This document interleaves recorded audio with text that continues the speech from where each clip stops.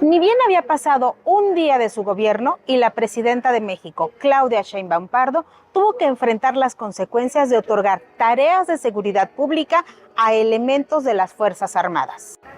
El 2 de octubre, mientras en Palacio Nacional ofrecían una disculpa pública a los familiares de estudiantes asesinados por elementos del ejército mexicano en 1968, en Chiapas, soldados dispararon contra 33 migrantes que viajaban a bordo de 2 camionetas, dejando un saldo de 6 muertos y 10 heridos. Así inició el gobierno de la primera mujer presidenta.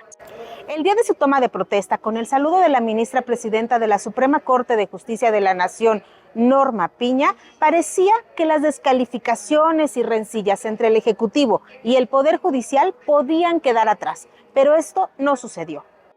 En la primera oportunidad que tuvo la presidenta, dejó claro que no habrá marcha atrás a la reforma al Poder Judicial y que la elección de jueces, magistrados y ministros se llevará a cabo a pesar de la decisión que pudiera tomar el máximo tribunal del país.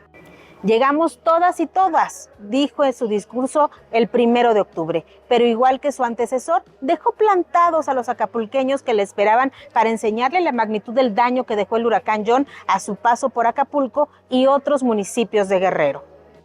Claudia Sheinbaum solo visitó el cuartel del ejército, donde recibió el reporte de la situación y a bordo de su camioneta hizo un breve recorrido por algunas calles del puerto, pero tampoco atendió el llamado de todas y todos los guerrerenses. En contraste, el fin de semana, la presidenta estuvo en Tizayuca, Hidalgo, donde dio el banderazo de salida a la construcción del tren de pasajeros a Pachuca. Ahí, sin ningún desastre de por medio, sí saludó a los cientos de personas que le esperaban para darle la bienvenida y tomarse fotos.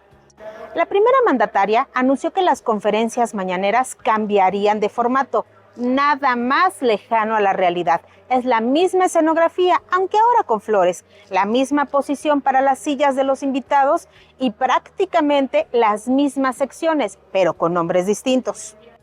Si bien no debe sorprender que la presidenta siga los mismos pasos del expresidente, sí se esperaba un cambio que le diera el toque humanista que tanto ha resaltado a su administración.